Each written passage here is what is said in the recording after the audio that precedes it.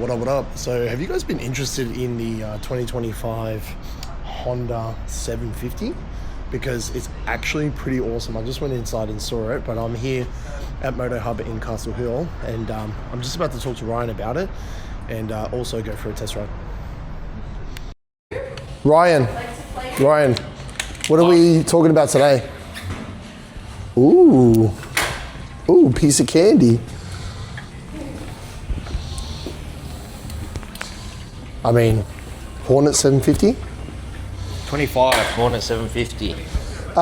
Mate, if you want to have a conversation with me, then you should probably put your microphone on. Thank you very much. Look. Do you have a user manual for this? Yeah. Do you have a user manual for this? This looks like a Z series. So 25 new headlight design, TFT 5-inch screen. Apart from that, that's the same as a 24 model. Oh, so they've improved the headlight and the TFT. Yep.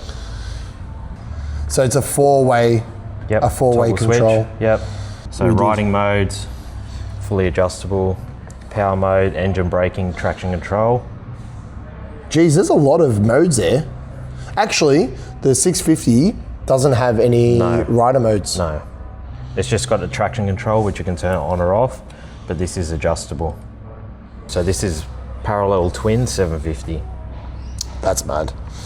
And that's probably why they got the rider modes as well. Yep. I reckon. Definitely. Because it's not restricted in any way. Yep.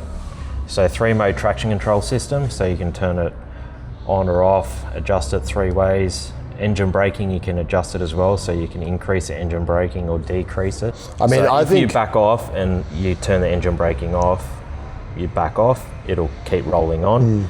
If you adjust it all the way up, as soon as you back off, the bike, it brakes. It's like a... The advantage, do you think the advantage is it just saves you on brakes?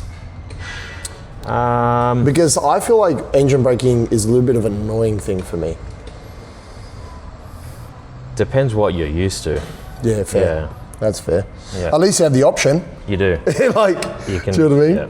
You can argue, do you like it, you don't like it, but when you got the option to change it, then fuck, you got can play nothing to around argue with it. about. Yeah, that's right. There's nothing to complain about. Giving you the option to change what you want, yeah, you can't sit there arguing. So everything's adjustable, shift points with a self-cancelling. Do we have a quick shifter on this? I wish. Yes, but it's not fitted. Can I, you know the 650, this is totally unrelated to this bike, but that 650 R, I found out that that's not even a quick shifter. It's the E-clutch acting like a quick shifter. Yep. So just something I made a mistake on. Yep. And then someone in the comments was like, no, actually, it's not a... So I was like, went and did my research. I was like, yep, this guy's right. Like, it's not... But It's just so funny because they're like, actually... And I'm like, yeah, whatever, bro. Like, he's right. So I was just like, okay, yeah, my bad. I'm thinking this will be very similar to like the Kawasaki Z series. It is, so like yeah. the Z500. Yeah. But being a parallel twin, they're quite narrow. Yeah. So it's not a 4-cylinder, so very narrow, nimble. What's the direct comparison? What's the direct comparison to this bike in a different brand? Like if people were looking at, say, the Suzuki GSX-S. Which we won't, I don't want to go into it, I just want to show it. But that's the comparison, GSX-8S in the Suzuki. All right, so maybe at a later stage we can talk about this, but that's what they're comparing it to. Yep. Okay, and then price-wise, like what's the difference roughly? These are a little bit more, but around the 15 mark. I think they're about 14, all right, high so 14s. Yeah. So similar. Okay. All right. Anything else we need to know? That's it. Nah. It then just comes down to comfortability, styling, looks. These are available in 2 colors, the matte black, and then there's a white and red version as well. Ooh, white and red would be nice. I always say I go black pretty much all the way, but you do love black. Yeah, black. Stop being inappropriate. What I'm going to compare it to, definitely going to compare it to the 900 or the 1000. I know it's not as much power, but this might be more usable. Around the streets. More usable. Probably a nicer bike to ride. because you can be more in that power range. More of a commuter bike and too. they're very torquey, being the twin. Very torquey, yeah. That's bad. So different comparison to a 4-cylinder, the way they ride. I must admit, it's definitely okay, I'll just say it. I think they look a little bit nicer than the like the Z900. That's my opinion. Yeah. Everyone's gonna have their own opinion. Just things like this. Like when you're talking about like little bits of like aero or a little bit nicer. The these fin like finish, fins. Yeah. Got these fins here. You know, everything's got like slits and aero. I don't know. I think it may be a little bit nicer. But then it's just preference, eh? Yep. Like no one's gonna buy a bike they think is ugly. Nah. Do you know what I mean? Regardless of how good it rides or doesn't ride. Yeah.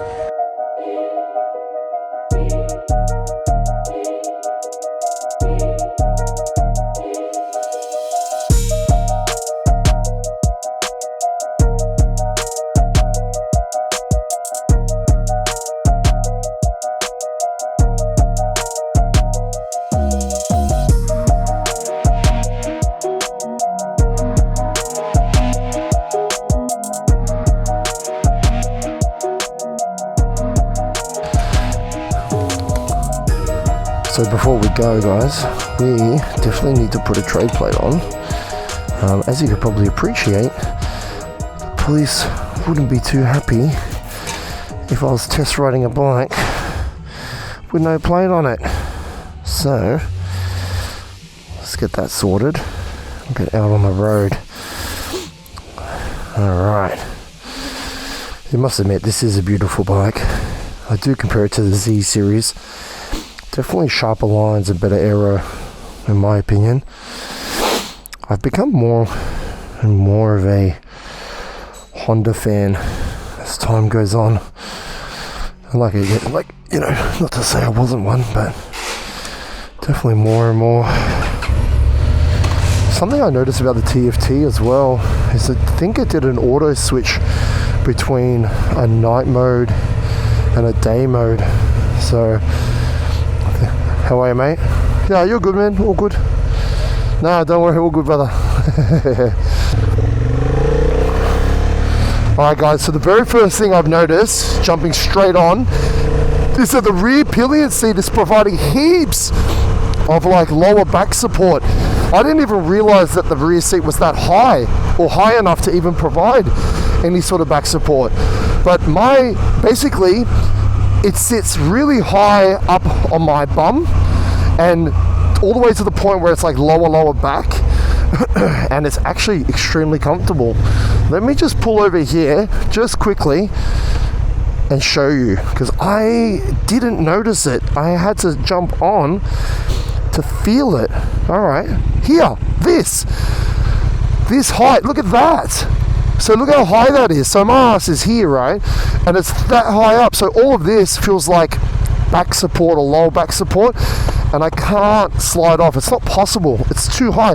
Now you would think this would be uncomfortable. It's actually super comfortable. So it's something I definitely did notice just by looking at it. I feel like you can accelerate hard and you can feel the pressure on your bum, lower back. Gives you like a lot of confidence to just, boot the bike, accelerate hard, and you won't feel like you're going to fall off the back. Great balance.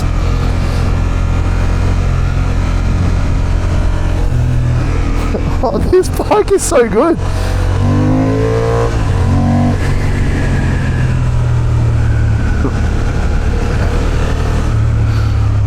Power. There's a lot of power on this bike. This 750 feels unreal. This is cool. Porky. Oh no! Look at this. I'm talking about the power mode and how good it feels, but I think it's in rain mode. All right, let's pull over and sort this out. Okay, so I'm going to change the power mode now. You can see it was in rain, and I felt like it was performing really well. But now I'm going to go into sport. So now that it's in sport, let's see what this thing can do. Thanks for pulling over, mate.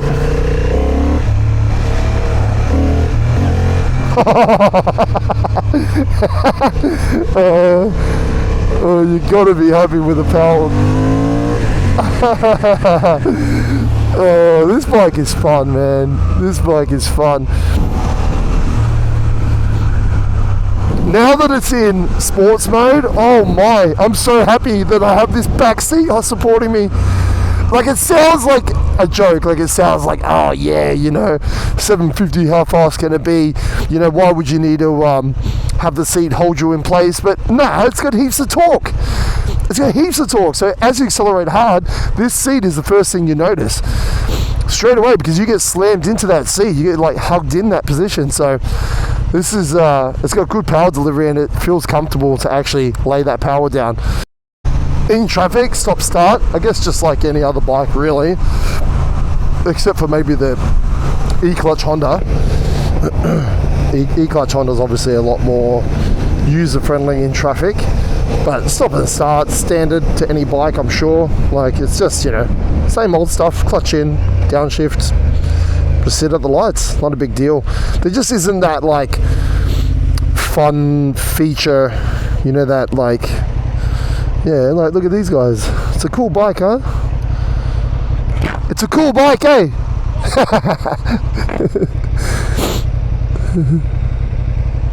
I mean, they're looking at the bike. I'm telling you, it is actually a cool bike. It looks cool. It looks modern. It definitely looks modern. Because again, the styling. Ride position's comfortable. Looks cool. This black looks cool. There's a bit of a shine through it.